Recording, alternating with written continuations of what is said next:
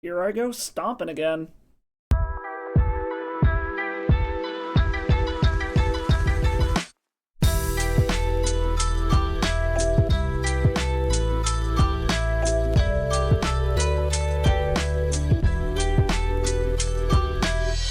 Thank you and welcome to the newest premium miner on the Patreon, Art Vandal, a PhD. If you'd like to help support the channel, see me play your deck, and get access to bonus content, make sure you swing by the Patreon and join up.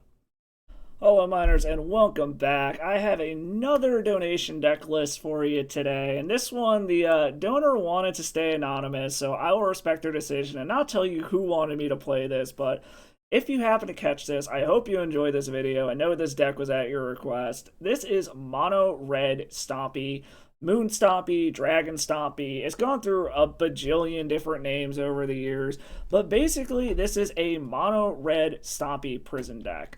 It's a known entity in the format. You're basically trying to lock your opponent out of the first couple of turns of the game with Chalice of the Void, Blood Moon, Trinisphere, to give you time to be able to slam your game enders in the form of Broadside Bombardiers, Pyrogoyf, the One Ring, and Fury. It's a pretty straightforward deck. It does really one thing. It does it consistently, and it's powerful in doing it. The deck is pretty much optimized at this point. It's tuned for the current meta. There's not a ton of flex spots in the deck. The only real notable change recently, so to speak, is with the banning of Vexing Bauble to shut down the free counter magic from opponents. It has gone back to using Chalice of the Void as a free counter spell, so to speak. But other than that, it's a bunch of fast mana, lock pieces, and haymakers.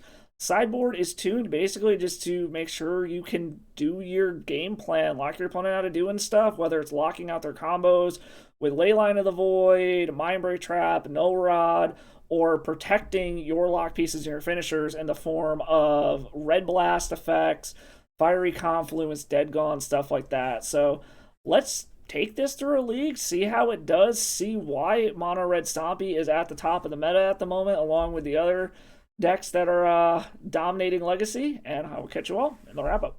Play any of the decks you see on this channel with a Mana Traders rental subscription. With a variety of tiers to fit any budget, Mana Traders lets you play whatever you want in whatever format you want. Use code DasSourKraut at checkout and become a better player today. Alright, round one, won the die roll. Let's see if we can stomp our opponents here. This is a turn 2 Trinisphere into a bunch of Boomby Dooms, a Pyrogoyf, and a Curse Mirror. I think we're going to keep this and hope our opponent is not on a turn 1 combo deck, and hope that this just does some stuff. Start off with the basic mountain, make sure that we don't get wastelanded here. We don't have a turn 1 play anyway, so there's no point in running out the Ancient Tomb. Scalding Tarn from the opponent, so this could be anything, but I see Scalding Tarn, I just instantly have my Delver Sense tingle, which, if that is the case, Trinisphere is going to be very good. We will start off on Ancient Tomb, because we actually care about our mana. We'll take the 2 damage here to Trinisphere, because we want to keep that City of Traders around if we can. I will say, I do like the little reminder text here on Trinisphere about how it actually works. Like, normally I don't pay attention to that kind of stuff, because I kind of just understand how the cards work for the most part, but it is nice that it's on here. But they Force of Will pitching Ponder, okay. So, this could be a blue combo deck still. Like, this could be Sneak and Show or something. That doesn't really reveal anything, but the fact that they care that much about Trinisphere makes me think this is, in fact, Delver. Which... Ooh, this could be Blueback Reanimator, actually. Into a Brainstorm. Okay, I was a little scared of Entomb there, and then they're just going to reanimate it next turn. But this is definitely some kind of tempo deck. The question is it true tempo, or is it the abomination that is Reanimator? I'm really hoping that our power holds out. We are getting hit by the beginnings of what is being described as Snowmageddon right now. Like, we actually have a risk of snow tornadoes tonight, which is something I never thought I would say. So if this gets cut short abruptly, it's because I lost power, which, mild rant here, like, okay, Thoughtseek's from the opponent after Polluted Delta, but mild rant, like, we're on the edge of a power grid here, so my side of the street will lose power, and the other side of the street won't. And it's always that situation. It's never the opposite. The other side of the street never loses power, and my side always does. And it has caused my tank to crash before. I now have a generator specifically for my fish tank if that happens. But it's just, an infuriating situation, and it's exponentially worse because all our utilities are underground and we still lose power whenever there's like a really bad storm. But anyways, so opponent decided to take the Cursed Mirror. With this being a Thoughtseize deck, I'm thinking this might be more blue-black tempo than anything. So the question just becomes, do we want to run out the broadsides, or do we risk our Pyrogoyf here? I think I want to run out the broadsides first. If I get another piece of fast mana, I can play them both at the same time. Sundering Eruption. I think we're going to run out the broadsides first. I care less about this getting countered than I do the Pyrogoyf. Alright, broadside resolves. We will get in, and then we'll play our Sundering Eruption tapped. Ooh, getting some action out of the opponent. Cracking the Delta. Is this going to be a Fatal Push? No. Lightning Bolt? Yes, okay, so this is very much just Grixis tempo. So that's fine. We will play the Sundering Eruption tapped. Pass the turn. Next turn, we can play Pyrogoyf around Daze. If we find a Chalice, we can Pyrogoyf and Chalice in the same turn. I'm a little concerned about a Murktide Regent here, but in theory, we have ways to kill it. However, it will be outside of Pyrogoyf range, and it will shrink the Goyf in the process. So we would have to rely on Broadside Chuck the Goyf. And a pass from the opponent, no additional land. So that's good. I wouldn't mind a Blood Moon here either. Just shut them off of their colors. I think we are just going to drop the Goyf now, because they have to Force of Will this, so it takes 2 cards out of their hand if they have an answer for it. And Fatal Push is not turned on. It doesn't die to Lightning Bolt. They could Molten Collapse it, but that would have to be on their turn because that's a sorcery. They can't Daze it. It would be wild if they had my main deck Pyroblast, but we do get 2 cards out of their hand with Force of Will, and they checked a Baleful Strix to that. Like I said, I'm still a little worried about a follow-up Murktide Region or something. They could also just like flash in a Bowmasters here, or they could end of turn Brainstorm. No, they're casting a Cling to Dust to eat my Trinisphere and draw a card. So this actually might be full-blown Grixis control. The good old James Casau special over there. Finally found a 3rd land, but they're passing. They do know about our Broadside Bombardier, so I need some more action. Okay, that's another Pyrogoyf.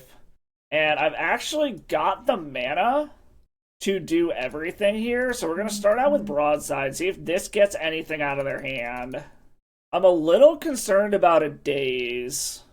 So do I play the Goyf into a Daze is the question. I don't think I do. Is the Goyf safer in our hand or on the battlefield is the problem. They have another removal spell. They have a Shoulder's Edict. Okay. I guess in that case then, we're just going to play the Pyrogoyf and be like, if your last card is Daze, at least you're Hellbent. And considering we have done no damage to our opponent yet, they have virtually the same life total we do. So we're both kind of just trading self-damage back and forth. But Pyrogoyf resolved, that's good. It's a nice chunk of their life total gone. Again, I'm still worried about something like a Murktide Regent here. Undercity Sewers. I would love to see them just bin whatever it is.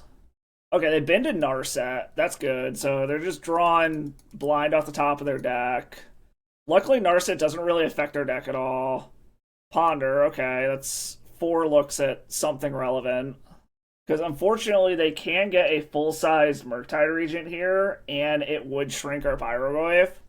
If we just, like, top deck... Okay, opponent shuffled. If we top deck another Pyrogoyf, it's irrelevant, though, because then they both trigger and we can kill a Murktide Regent. Okay, opponent's just passing. We hit a Fable. We're going to get in an attack before anything here. Get in with our Goyf. Try to hit him to 2.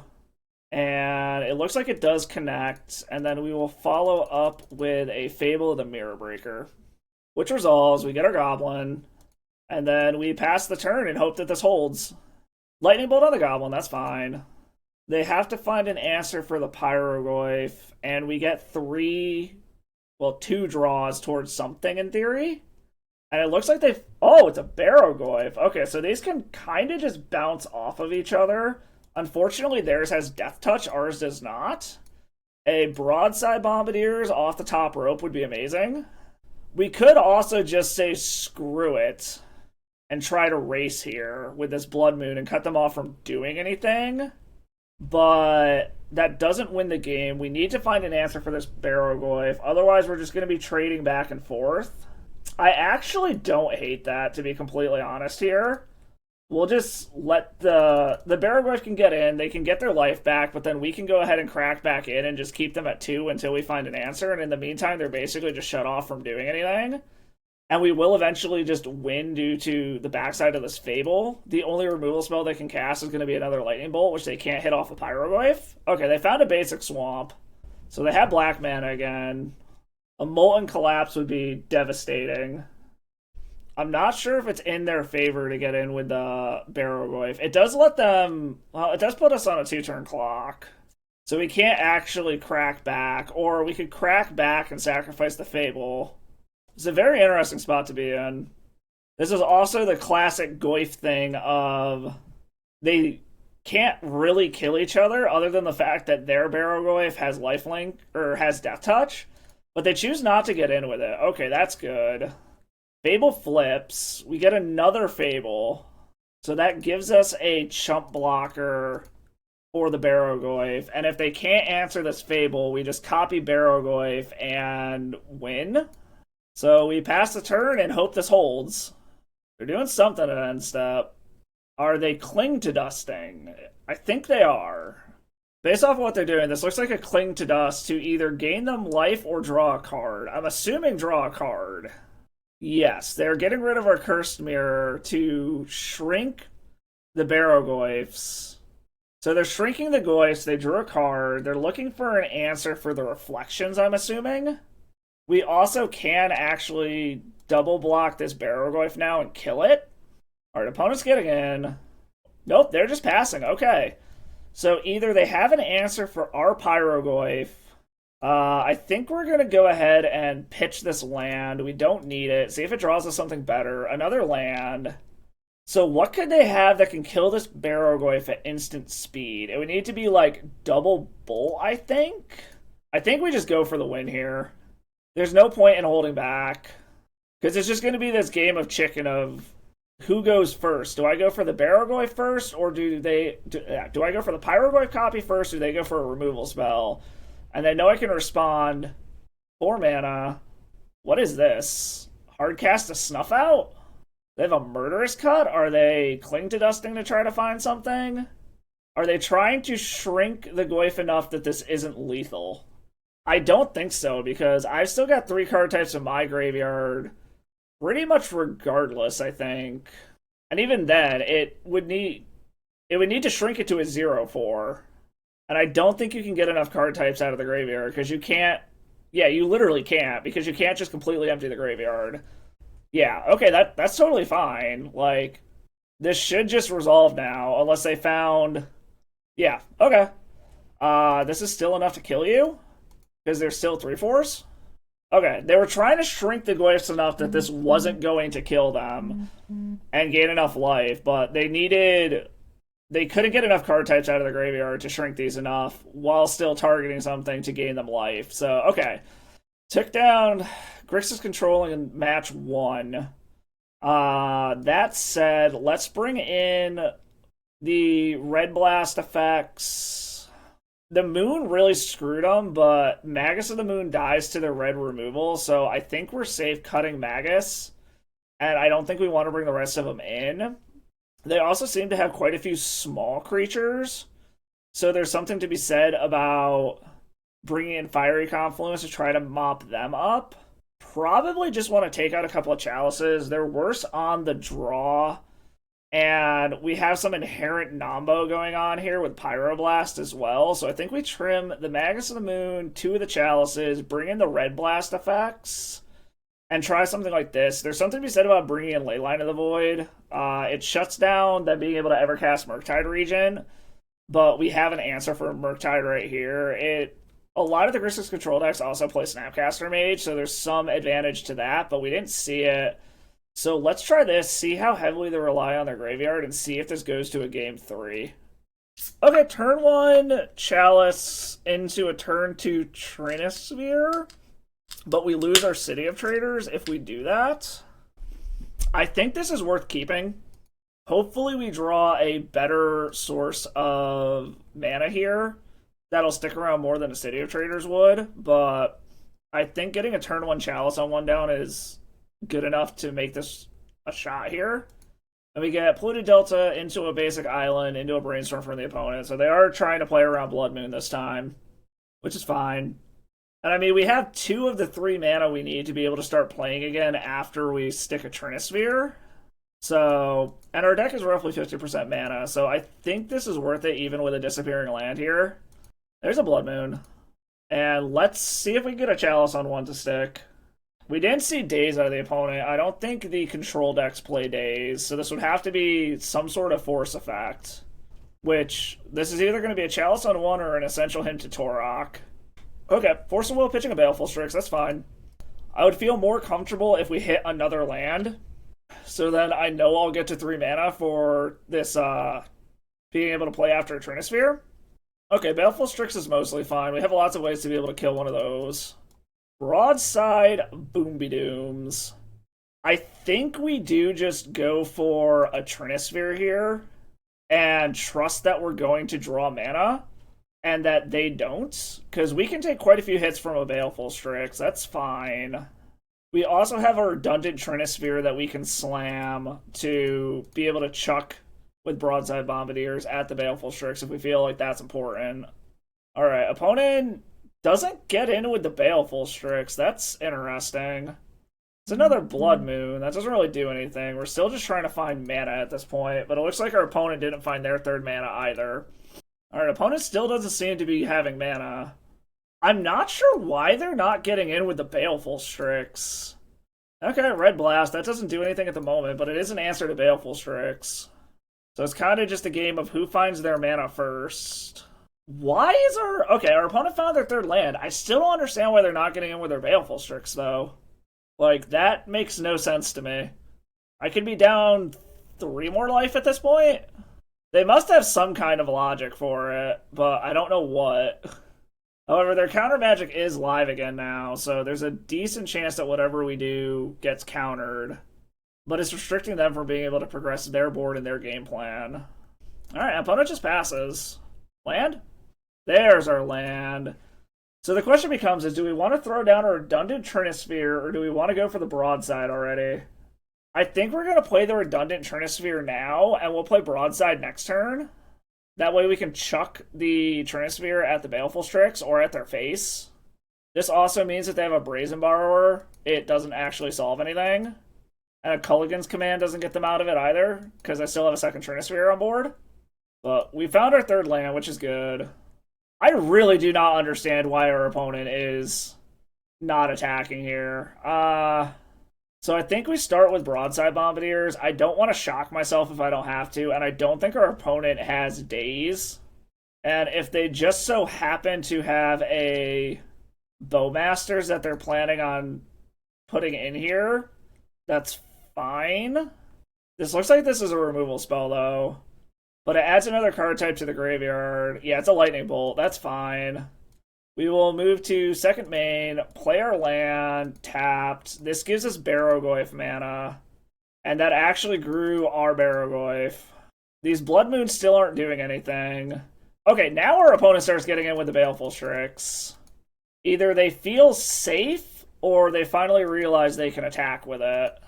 I think we're just going to play Fable of the Mirror Breaker here.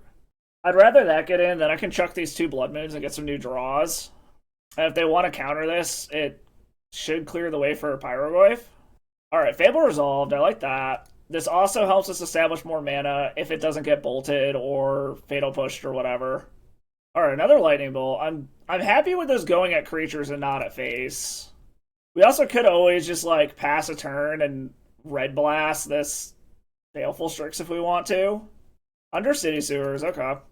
The other nice part is if they do tap out for a big Murktide Regent, they can't counter the Reb to be able to kill it.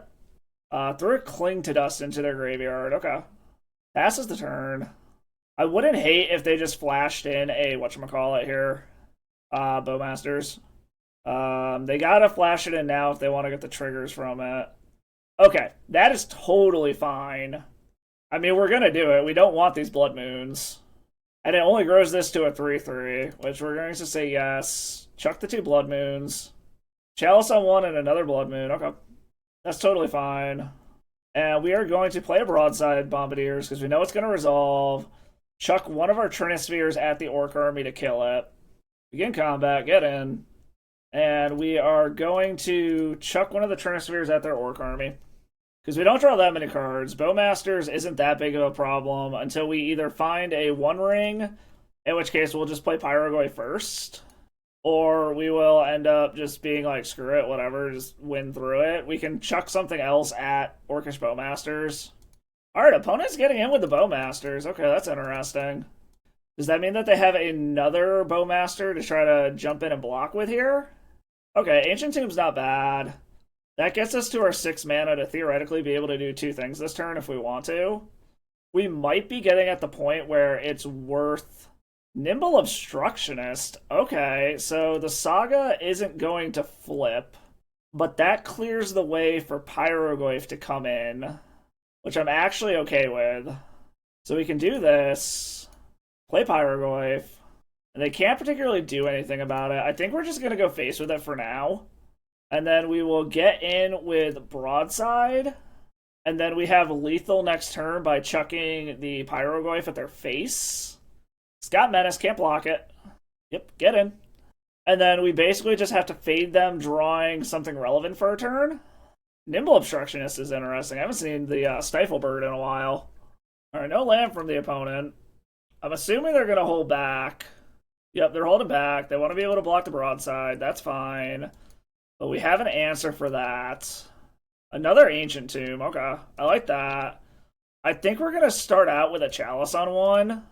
Try to shut down something like a Lightning Bolt, if that's what they have. Or just tap them out of doing anything relevant. Alright, we're getting some action from the opponent here. Okay, there's a Lightning Bolt. That's mostly fine. If they... Shoot, I should have fucking Red Blasted first. I'm an idiot. It's fine. But we are going to try to shut them off of anything relevant here. We will Blood Moon. And now I just have to find an answer for this Baleful Strix. I did that in the wrong order. I needed to Red Blast first. They do have access to all their mana, but they don't have double blue or double black at this point. They can start eating graveyards with Cling to Dust to shrink Barrogoyf. And if we hit a Broadside, we can just swing with it and chuck the Chalice on 1. Ooh, Shouldred's Edict, okay.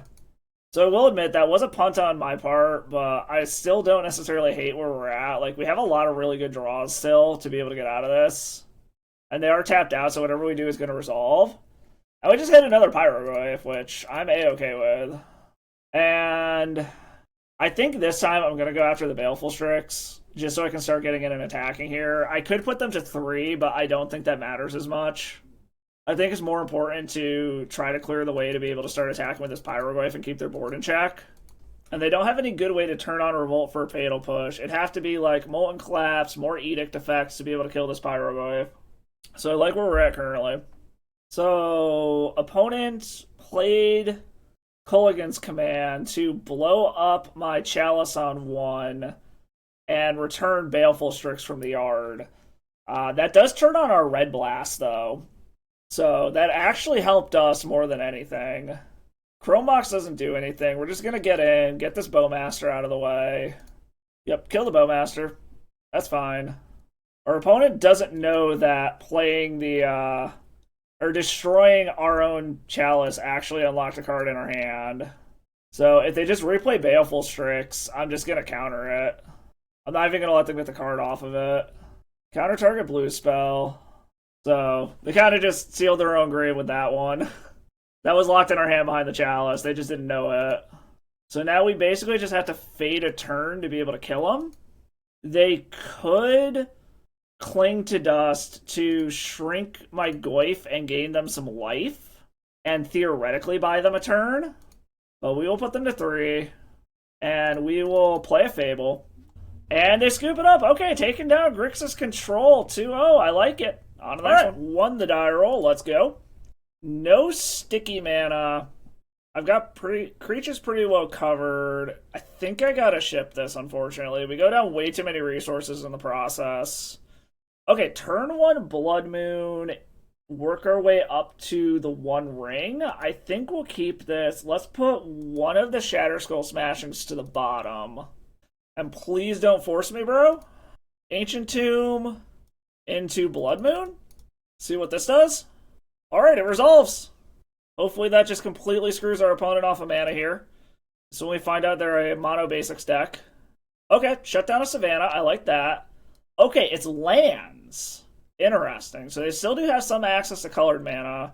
Beseiju is a thing, but it actually ramps us into the One Ring. Okay, they're going to start loaming to try to find a Beseiju. That is what I get from this. Fast mana, but I have to get rid of a land to do it.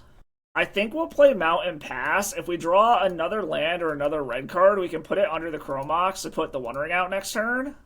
Dredged Loam, hit Expedition Map, Tabernacle, and Yavimaya. So nothing particularly relevant here. I'm assuming they're just going to cast Loam, get these lands back, so that they can keep dredging toward a Beseiju. Yep, that's what they do. Play out a Thespian stage. Okay. And plays a Soul Guide Lantern. Okay. Exiling their own Expedition Map. That's fine. We don't really have anything to stop this engine, but the fact that their lands are shut off at the moment and they have to try to find a Beseiju is helping. And we have lots of stuff to be able to shut this down. Game 2. Another Shatter Skull Smashing, so we will play this out. Play out a Chromox, put the other Shatter Skull Smashing under it. And now we have our engine online.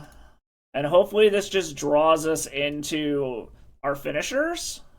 Chalice of the Void. I can actually Chalice on 2. And then they have to decide what's more important. Beseijuing the Blood Moon or Beseijuing the Chalice? And we'll just pass the turn here. Ooh, they did not dredge. Interesting. Do they think they have something more important to do? Okay, no, they're going to dredge off of... No, they still don't dredge off of it? Exploration, okay. Another Thespian stage. Are they setting up to get a... Okay, so it looks like they're setting up to try to dredge into a Life from the Loam later. Into a Chromox. That doesn't do anything here. I mean, it's extra mana, so we're just going to go ahead and Chalice on 2 here. This stops them from being able to play Monolith. And we'll play the Sundering Eruption. I think we're going to hold on to the Spirit Guide. We might just cast it next turn so that we have a clock in play. Like, there's something we said about putting under the Chromox to increase our mana further. They dredged the Life from the Loam. Exploration, Sphere of Resistance, Crop Rot. Play the Tabernacle, play a Wasteland. I'm not sure why they dredged there. Playing Life from the Loam, getting countered by Chalice. Because, like, if they hit a Beseiju, they have to play it. They can't channel it. Alright, take our damage from the ring. Magus of the Moon is a backup moon, which I like. And a Trinisphere and a Broadside Boombydooms. Okay, that's all totally fine. Play our redundant moon effect. We're going to put the Simian Spirit Guide under the Chromox. And then run out the Boombydooms. And start attacking. We'll probably play out the Trinisphere just to chuck it at our opponent here. I feel like this is a very, very good matchup for us. Like, just the amount of moon effects we have against our opponent, I feel is very good. Okay, and they scoop it up. They can't take out both a Magus of the Moon and a Blood Moon. So from the sideboard, bring in ley lines, bring in more moon effects. I don't think Chalice is super relevant. They don't have a lot of spells, so those are probably pretty easy cuts. And then probably take out Furies. It's just a matter of if we want to bring anything else in. There's something to be said about bringing in Dead Gons to be able to bounce a Merit Lage token if they have one. We could also bring in Fiery Confluence as a way to blow up Sphere effects once we get enough mana. I think we'll go ahead and just try this, see how it goes. If it goes to a game 3, we will adjust our sideboard accordingly. Alright, so do I trust that a turn 2 something of this is good? I think I can do better. Let's ship it. Slow Blood Moons. I think I want to go one further. I think a 5 would be better. Okay, we can keep this. I think we put back Pyrogoyf for now. And then it's just a matter of, do we want the Fable or the redundant land, or we could just get rid of the Chrome Mox, but if we hit any other red card, we can do a turn 2 Chrome Mox. It feels really bad keeping a hand with just hate pieces, but I think we're going to do it. And trust that that slows our opponent down enough to be able to just get off to the races here. Alright, so no turn 1 Severe from the opponent, which is good, which is honestly all I was super worried about. And now we just have a turn 1 Moon of our own, which I think is what we're going to do here. I mean, we're just going to go for the full-on lock and trust that we draw hate pieces. If they have a Force of Vigor, this is an absolute fucking blowout, but fetches to go grab a basic forest, that's fine. Alright, dodged Force of Vigor. I honestly don't even know if lands plays that in the sideboard, especially severe lands. And now we are just trusting that we draw some finishers. Pyroglyph counts as a finisher. Just need one more mana and we can play that. However, it is a 0-1. With our opponent's graveyard being shut off, that is annoying. Crop rotation. This could go very badly for us. Ooh, Dark Depths. Does that mean that they have a way to kill the Blood Moon? So far, no. I'm very worried about them finding a Boseiju and blowing up this Blood Moon now. Well, we'll play the land. We could run out the Pyroglyph, but it doesn't do anything at the moment, so I don't think it's worth running out. Yavimaya, okay. Well, so far, our hate pieces are sticking. I'm very concerned about them taking out this Blood Moon. It's playing out mana. I want to find something else here. If they have a way to kill this Blood Moon, we're just dead.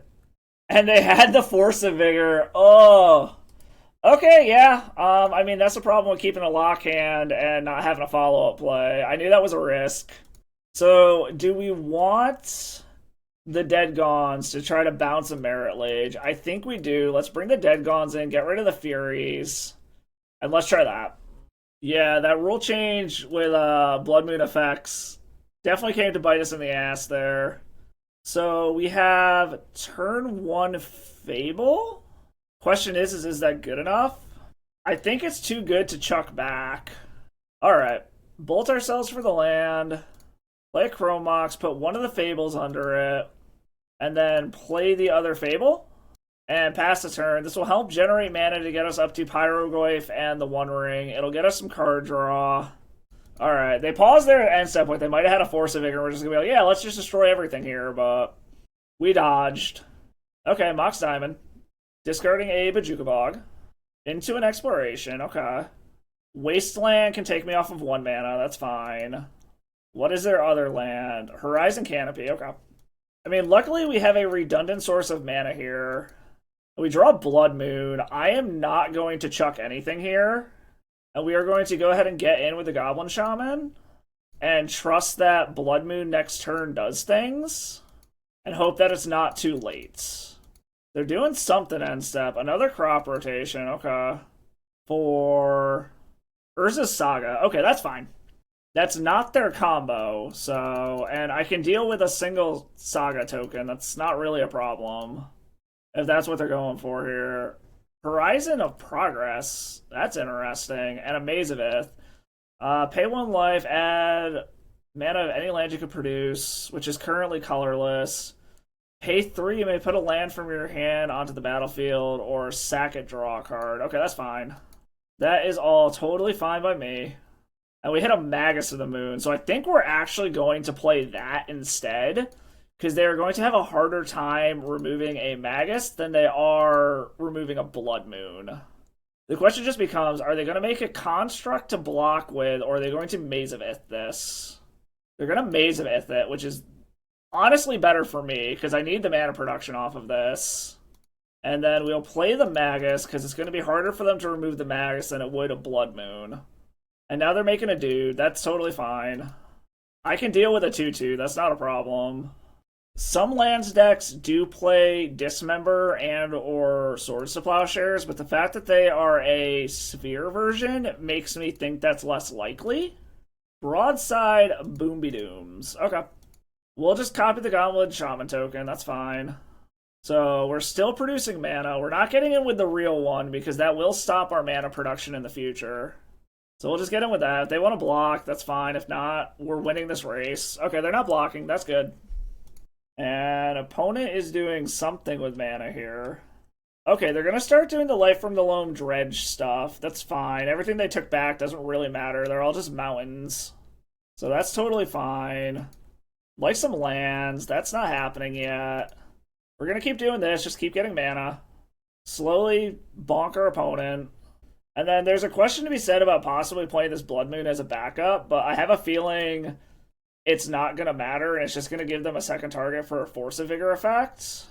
And I'd much rather get something else more impactful down. I'd love another land so that I can just slam the One Ring. Opponent decides to take a natural draw, isn't dredging. Horizon Canopy. And they're passing the turn, that's fine. Again, a land would be nice here. Okay, that is a land. We will go ahead and play that. And we will just slam the One Ring and pass the turn. And this should start drawing us toward more stuff to do. Our Goyf is also getting nice and thick. Okay, more lands is good. The more mana that I hit, the better. I can start playing these other things that matter here. Alright, we're seeing something here. Crop rotating away the Maze of Ith. Into a basic force, okay. If they grabbed a Dark Depths, that made me think that they would have an answer for our Magus. Tabernacle for the opponent, that's fine. Worst case scenario, we can just drop a Broadside this turn. If we get a Goyf, that's even better. Alright, more lands, that's good. I'd like some fast mana here. Boom Bust is interesting. So let's go ahead and play an Ancient Tomb. I think we're just going to slam Broadside Bombardiers here, because it's a free way to get in and start applying pressure again, because they can't block it, so... There's something to be said about, like, we could probably start getting in with the Goblin Shaman token now. Like, we don't need the mana production, we're hitting our lands. But I don't think it's necessary at this point. And then we should just have lethal now. They dredge Life from the Loam, milled a Mox Time and a Shadow Spear and an Exploration. Because what we can do is we can Pyrogoyf, hit him to 5. Okay, they're Life from the Loam and targeting Urza Saga and Maze of Ith. That's fine. Urza Saga is completely taken care of. But what I was saying is what we can do is we can... play Pyrogoyf, hit him to 6, attack in, fling the Pyrogoyf for lethal, and that should be the game. But we will take our draws just to make sure. Another Blood Moon, that's fine. Draw some more cards. Another Ancient Tomb, so we'll play the Ancient Tomb. Play Pyrogoyf. And they scoop it up. Okay, taking down lands. I like it. On to the next one. Oh boy, it's getting dark out there. I have to turn the lights up. This is unkeepable. We have no sticky mana. Gotta ship this one. This is turn 1 Trinisphere or Fable. We're gonna keep this. I don't think we need the Curse Mirror right now. It's just a matter of, do I want to throw the Simian Spirit Guide under the Chromox, or do I want to throw one of the Fables? And then do I want to start off on Trinisphere, or do I want to start off on Fable? I think I want to start off on Trinisphere, throw the Simian Spirit Guide under the Chromox, and then just try to slam back-to-back Fables, and hope that that gets us there. Okay, Pyrogoyf is a nice draw, assuming we can get there. Alright, throw the Simian Spirit Guide under there. We're up against something that's got blue in it, so there's no guarantee that this Trinisphere is going to resolve. But if it does, it's going to be great. Opponent fetches off of the Flooded Strand. Basic Island. Is this a Daze? Brainstorm? So they're probably looking for a counter. It's just a matter of, do they find... Okay, and our opponent just scooped it up to a turn 1 Trinisphere. That is screaming like High Tide Storm to me. If that's the case, we are bringing in Pyroblasts, probably taking out the Furies, or we actually, you know what, no, I think we want to take out the Blood Moons. Like, this is screaming High Tide Storm to me, the fact that they just scooped to a turn 1 Trinisphere. So let's take out all the moon effects, bring in Pyroblast, Red Blast, and a Mindbreak Trap, and let's see if my read is right and this is High Tide. Okay, so this is a turn 1 Broadside Bombardiers, but really nothing else going on. I don't think this is capable, especially if they actually are a Storm deck. Turn 2 Broadside, turn 2 Goyf, and hope that we get there? Do we think we can get a better 5? I think we're going to keep this. Been one of the City of Traders. I also don't want to mulligan too hard if my read is wrong, and they're not on High Tide. Okay, they're not. Oh, they're on a Nadu build. Okay. That is not what I was expecting at all. My read was very wrong. Magus of the Moon. Well, we're going to start off with the Sundering Eruption into play tapped. Pass the turn and hope they don't have the combo on turn 2. This will greatly affect how we decide to sideboard. Windswept Teeth from the opponent. Into a Hollowed Fountain. Interesting. Are they trying to replicate their paper deck, or is there a reason why it's Hollowed Fountain? Okay, Ponder's fine. There's something to be said about Blood Mooning here to try to get them off of blue mana, which, since they have a redundant Nomad, we might try to do. Into the One Ring. Okay, so do I want to try to cut them off of blue mana is the question. I think I do. Hope that they don't have a basic blue source to be able to get the Nomad down, or the Cephalid Illusionist down. It's always interesting to see people playing shock lands on MTGO, because typically that's not a budget constraint to have duels the same way that it would be in paper, but I have seen people play shock lands on MTGO to replicate their paper decks to be able to just test them. Okay, so Nomads and Core. I think this is worth... maybe not. I was going to say, there's something to be said about just fearing away their board now, but I think it's better to get down a broadside here, get in, and then I will chuck the Fury post-combat. Oh, they're double blocking. Okay. Well, that kind of solves the issue. They can just redirect some of the damage so that they keep one of them, I guess? I mean, does it matter? I don't think so. I don't think changing the order of damage matters. I don't think there's a trick here. They still lose at least one of them. And that's fine. That gets one off the battlefield for now. Ooh, okay. Source of Plowshares on the Magus. Do they have the combo? Not yet, no. Or if they do, they played out Urza Saga first. Okay, they got the combo. We just want to look at their deck and see what's going on there. See why there is a Hollowed Fountain here. We'll always yield to this. So, multiple Hollowed Fountains. I have a feeling this is probably just to replicate what they have in paper. Now, we're just seeing if there's anything juicy in here. Memories Journey, which means there should be a Jack-o'-lantern in here somewhere, I would assume.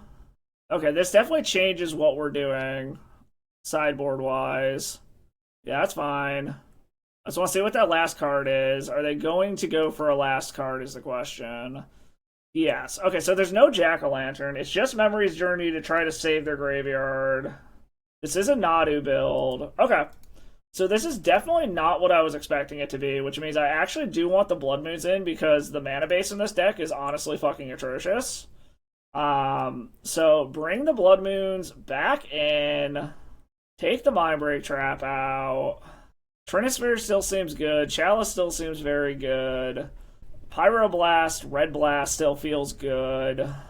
I think maybe we take out the Magus because we did see that they have Swords of Plowshare, so it's the weakest of our moon effects here. And, I mean, Fury's really good if they don't go off, but whether or not I want to keep it is another story. I need to make 2 more cuts. I actually think I want to trim a Broadside Bombardiers and maybe trim 1 Chalice. But I also want to bring in these Ley Lines, so that's even more cuts. I don't think being aggressive with Broadside is going to be what wins this game here, so I think we can take those out. And maybe we take out the Cursed Mirror. I feel like we need to stop their primary game plan and then try to control the board with Fury and Pyrogoyf. Let's try that. We have a turn 1 Blood Moon and a Chalice. We are going to keep this. And we are in a position where if we don't think they have a counterspell, we want to lead off on City of Traders to not hurt ourselves, but because we know they are a blue deck, we are going to lead off on Ancient Tomb so that the mana sticks around, even though it hurts us. Okay, opponent went to 5, so that means they probably mulliganed pretty hard for a hate card. So I am going to start with the Ancient Tomb, because I have a feeling this Blood Moon is about to get Force of Willed or Force of Negation. Ooh, it resolves. Okay, I like that. And this is when I find out that they just mulliganed for all basics. Yep, basic island, so checks out so far. But it's not the turn 2 combo, so I'll take it. A Simian Spirit Guide. We will play out the Shatter Skull Smashing. Just start getting our mana under us. We do show 4 mana for next turn. So if we draw a Pyrogoyf or a One Ring or something like that. Okay, they did just mulligan for basics, apparently. Shuko is concerning, which means if they... Well, they can't combo off because we have the Leyline in play. Another City of Traders. Yeah, we'll just play lands and pass. If they start playing out creatures, I can hardcast a Fury next turn. And luckily, their Shuko, their Illusionist combo is shut off right now. Nomad's fine. They could still Nadu combo if they can find green mana somehow.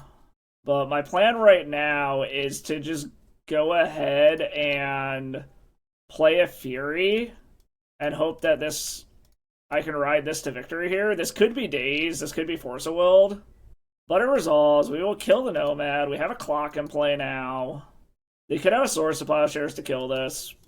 But their graveyard is shut off. And in theory, their green mana is shut off. However, they could Prismatic Ending this. Like, if they hit another land, it does give them red mana to be able to Prismatic Ending this Blood Moon and get back in the game. And if they find a way to get rid of this Blood Moon and present us with a green land, we probably will kill it with Sundering Eruption. I highly doubt this deck has a basic forest. I don't remember seeing one when they flipped their deck in game 1, or game 2. Chrome Mox, that doesn't really do anything, so we'll just pass the turn. Like I said, we're gonna hold up the Sundering Eruption to try to take out a green source if they present one. So I don't want to throw it under the Chrome Mox. We kind of just hope this is a little Fury. Well, no, I was about to say, we hope it's a little Fury that could, but he gone. Gets swords. But our opponent still isn't really presenting anything to do over there, so... A Ancient Tomb. Okay, so now we're basically just trying to get to a point where we draw another payoff here to do something with. I could also try to take out one of their lands here. Ooh, Teferi. I guess that's a way to bounce a Blood Moon temporarily. They're bouncing the Leyline. Okay. Do they have the combo on top of this now? Because now their combo actually is online. So I'm a little concerned. Another Blood Moon. That doesn't do anything. So I guess we're just going to pass the turn and hope they don't have it now that the Leyline's gone. And if they do, they got us. Do you have the combo? And, like, there's something to be said about I could have Sundering Eruption to the island to try to cut them off blue, but they have the Lotus Petal, so it doesn't really matter. They still have access to blue regardless. Alright, and they had it. We'll just make sure that they actually do. Just make sure for some weird reason the the Thassa's Oracle isn't in their hand. It might be based off of the way they're playing here. The fact that they passed is interesting. Okay, so unfortunately Pyrogoyf is a 0-1, so even if I were to play it, it's not safe. Or it's not doing anything. I think we're going to try to do the cheeky thing here and blow up their blue source, hoping they don't have another basic island, and that they don't have a way to actually... Okay, they had a Force of Will anyways. Okay, I'm pretty sure that the Thassa's Oracle's in their hand, and that's why they didn't go for it last turn. So I was trying to take them off of blue here so that they don't have a way to actually cast Thassa's Oracle, but... Yep, now they're going for it. Now they've got it. We'll let them do their thing. Just show that it's in their hand. But, yeah, I'm thinking the shock lands are because of the fact that they are trying to replicate what they have in paper. And like I said, I've seen people do this before. I've done it sometimes in testing too, back when I was running Sneak and Show because I couldn't afford Volcanic Islands. But we'll just let them do their thing. It's fine. They managed to get this one. Yeah, the Thassa's Oracle was in hand, which is why they were waiting here. So, in theory, if we had blown up the blue source, they wouldn't have been able to play it anytime soon, because it does look like there's only one basic island in the deck. Yeah, so we could have cut them off at least for a little while, but they were taking up the Teferi to be able to bounce the Blood Moon anyway, so it only would have bought us a turn, but... Alright, on to the next one. Alright, won the die roll, let's go. Turn 2 Blood Moon or Fable? I think we're going to keep this. We will lead off on the basic mountain so that we can't get wastelanded.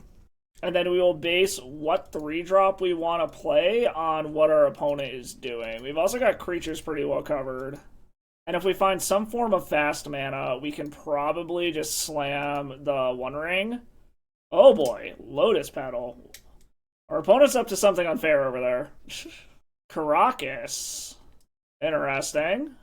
Okay, they're on some kind of Turbo Mavericky something? Like, that's totally fine. We have Fury to be able to mop that up. Into another the One Ring. We are going to pitch cast Fury. And then I think we are going to cast a Fable and plan on Blood Mooning next turn or the One Ringing next turn, depending on what they do here. Okay, Rishadan Pour into a Stoneforge Mystic from the opponent here. What are they grabbing off of this? Okay, opponent got a Batterskull. So now we need the choice of, do we want to cast the One Ring, or do we want a Blood Moon to try to shut them off of being able to actually put this Batterskull into play, assuming they don't have a basic planes? We are definitely going to do this. I think we're going to just chuck one of the redundant the One Rings into a Shatterskull Smashing. Okay. We're going to get in first. I doubt they're going to block. And I think we're going to go for the Cheesem line here, because this still leaves us 4 mana for next turn to be able to the One Ring, and hope that they don't have a basic planes to be able to actually put this Batterskull into play. If they do, then we can probably chuck something. Okay, they don't. Okay. They did not have the basic planes there. I was going to say, if they did have a basic planes, we could play Broadside Bombardiers and chuck something at the Batterskull to kill it. But didn't matter. On to the next one. Alright, so sideboard-wise, I think we want Fiery Confluences. Be able to mop up the small creatures. If they're on Death and Taxes, like traditional D&T, they run Aether Vial, and this will... So I kind of want Null Rod to be able to screw with that, and to be able to stop them from doing, like, pick up, replay, Batterskull shenanigans. So I think we're going to bring in Null Rod, bring in the Fiery Confluences. If we're doing that, we probably just want to trim the One Rings. Maybe bring in the Dead Gauns as well as additional creature removal. Take out another one of the One Rings and bring in another Magus of the Moon. They're going to have a much easier time killing Magus of the Moon than they will our Blood Moon effects, but I think we want the removal, and we don't want the One Rings if we're bringing in Null Rod. So I still got to cut 2 more. I don't think Chalice of the Void is very good against the opponent, so we can probably trim 2 Chalices. Like, it'll stop some of their early plays, but if they get a Aether Vial down before I can get a Chalice down, it doesn't really help at all. It'll just shut off some of their removal. So, yeah, let's try something like that. Alright, so we have 3 mana. We can work our way up to a Fiery Confluence, but we're not doing anything until turn 3. I think we can do better than this. Okay, I like this. We can get Gemstone Caverns on turn 1 to get rid of the Chrome Mox. And we have a Dead Gone up to kill their turn 1 play. I think we keep this, bin a redundant Broadside Bombardiers, put Gemstone in, get rid of the Chrome Mox. We already have our mana acceleration, and it doesn't play well with Null Rod if we get it. Okay, Cavernous Souls from the opponent. That's another reason to not have Chalice of the Voids in the deck. We hit another Broadside, so we're just going to start going aggro here. Just apply as much pressure as quickly as possible, and this will give me a way to chuck things at the opponent to be able to kill things as well. And we still have a Mother of Runes on lock as of right now, because we can kill it before it's able to untap and lose Summoning Sickness. Oh, they're on some kind of stompy Death and Taxes. Oh, are they on? No, this wouldn't be Soldiers. Would Anointed Peacekeeper play Soldiers? I don't know. I'm assuming they name Broadside Bombardiers here, because it also makes the ability cost mana. Yes, they chose Broadside Bombardiers, and it costs 2 more? So, I mean, I can still play the other one. And a Blood Moon?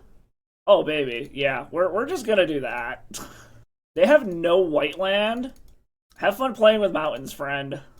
Unfortunately, this does shut down Broadside Bombardiers from being able to be played, but I think it's more important to try to cut them off of their colored mana than anything at this point. This is an interesting take on Death and Taxes. This could actually be Soldiers. I don't know if the newer builds of Soldiers play Anointed Peacekeeper, and they are unfortunately winning this race as of right now. But I can also just go ahead and bounce the Anointed Peacekeeper, which honestly might be what I do. I might bounce the Anointed Peacekeepers, play Broadside Bombardiers, and then just let them replay it, and it's just kind of whatever. I'm starting to think this is Soldiers based off of the fact that they have City of Traders, and they're not really doing anything else. I'm surprised they didn't get in there. And the opponent scoops it up. Okay, I'm pretty sure this was Soldiers, and if it is, yeah, their mana base is pretty weak to Blood Moon. So, alright, on to the fun round. Alright, fun round. Lost the die roll.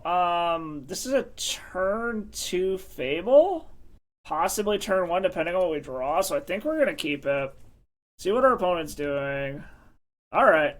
Swamp in with Aussies from the opponent. Let's see what they think I value here. I think the correct option is take the Fable, but they might take the Pyroglyph. Alright, they took the Pyroglyph. That's interesting. This gives me a chance to get the Fable down if I hit some form of fast mana, which I do not hit. I think we're going to play the Sundering Eruption tapped and see where this goes. We'll see what flavor of black this is, or if it's some other multicolor deck that's just starting off on a basic Wasteland. Okay, that's annoying. Alright, I have plenty of lands, though. That's not super concerning as of right now. We're still at a point where if I find some other form of fast mana, which I don't, let's just play the Shatterskull Smashing tapped for now. This still could be anything, but I'm starting to lean toward this might actually be Pox. But we'll see.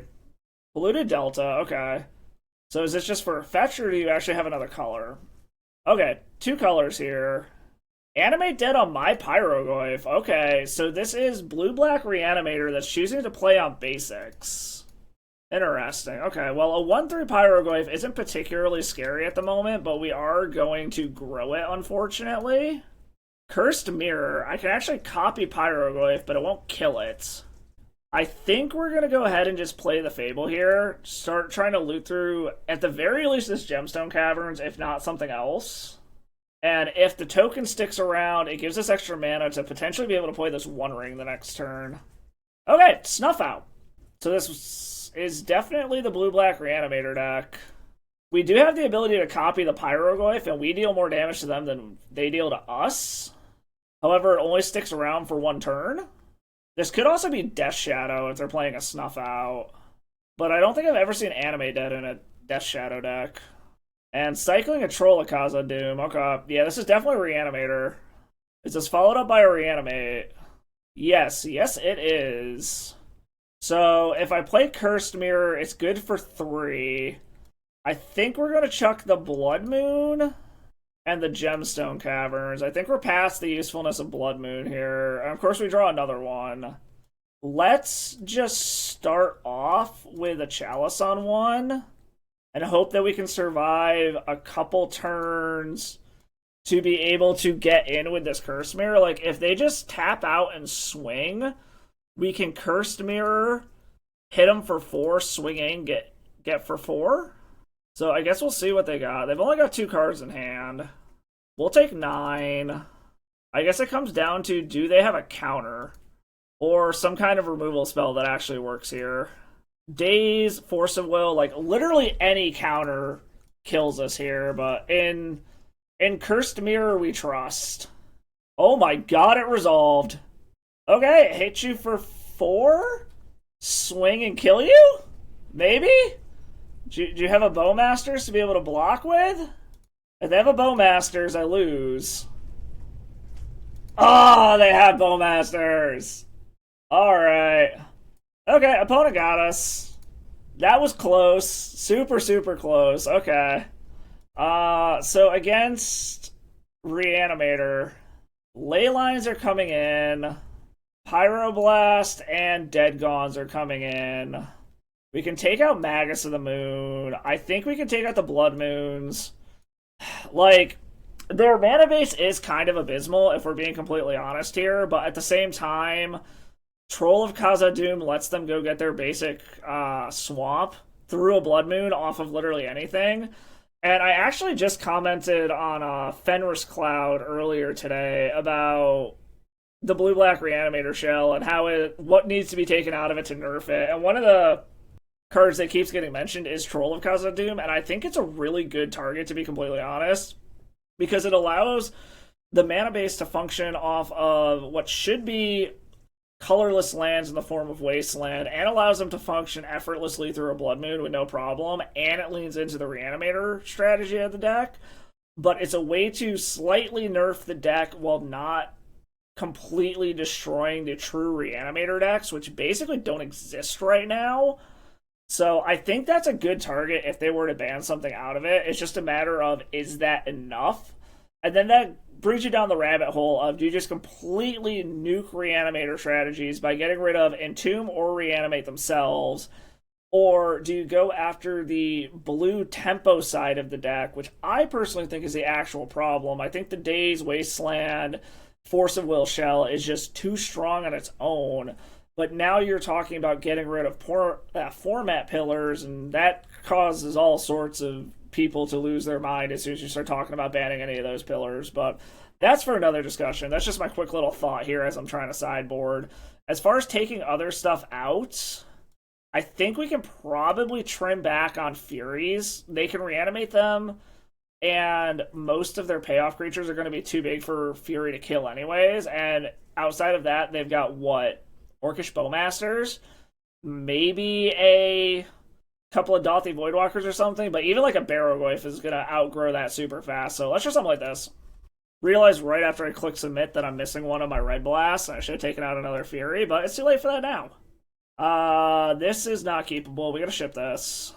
So this is in Mana We Trust. The deck is about 50% mana. We shut down the graveyard shenanigans, and we have creatures covered. So I think this is worth keeping, and we are just going to probably bottom the Pyrogoyf for now. This is very risky if they lead off on a Thoughtseize Reanimate Arthing line. And that is one of the downsides of having Leyline as your graveyard hate. But I do just think against what the current graveyard strategies are, Leyline is just the best option that you have.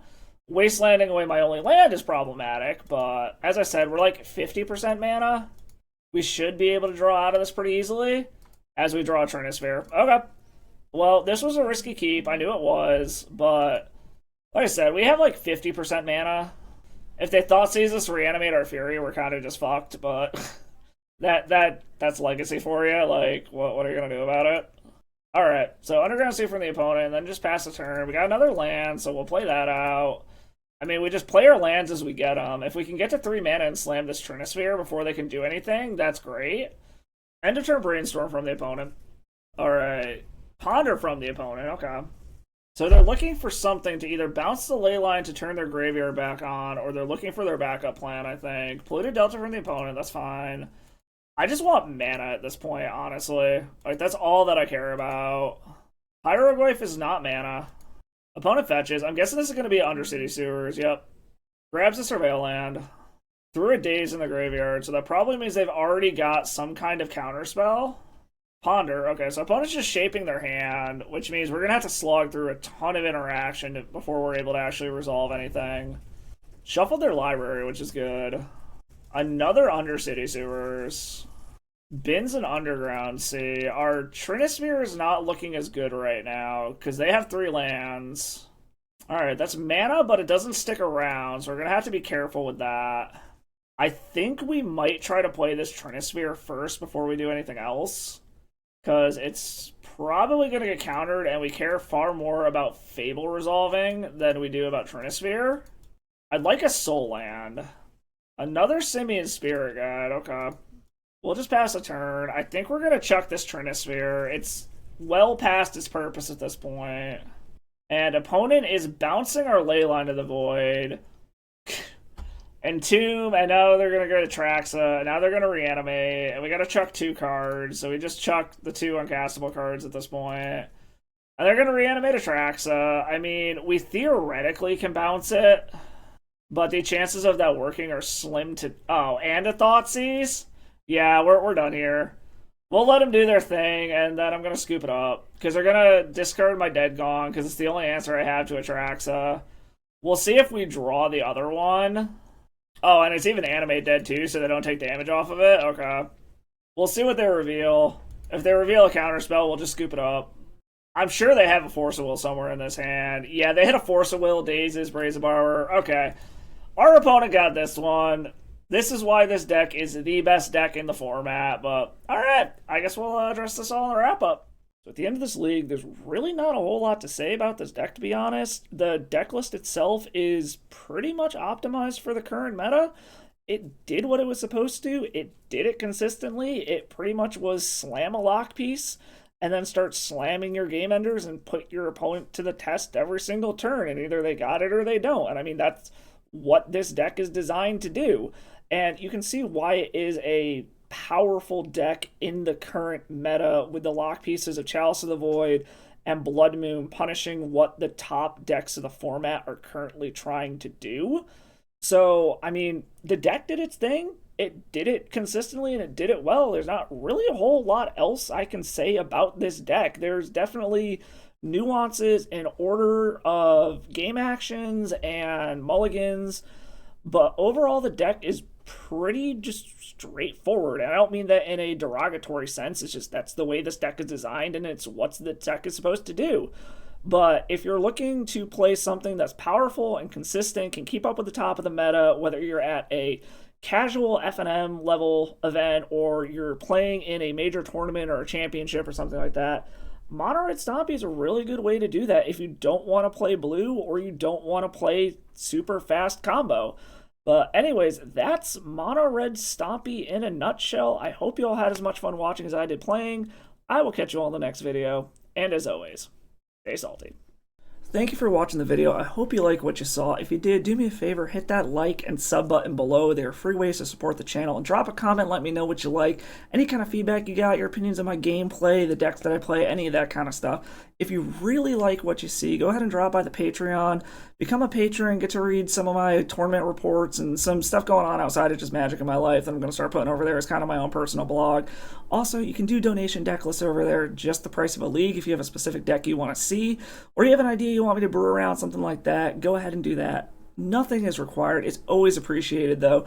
Any donations go directly back into the channel, covering stuff such as leagues for donation decks or the rental program that I'm a part of. I am a small-time YouTuber. I'm doing this for fun. I really hope you all like what you saw. I truly appreciate you all stopping by. I will catch you all in the next video, and as always, stay salty.